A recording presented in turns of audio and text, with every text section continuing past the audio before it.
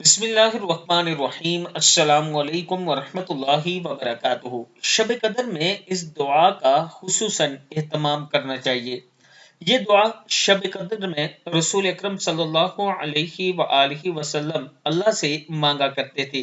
دعا ہے، بسم اللہ الرحمن الرحیم، اللہم انک عفو کریم تحب العفو فاعف عنی، اللہم انک عفو کریم تحب العفو فاعف عنی۔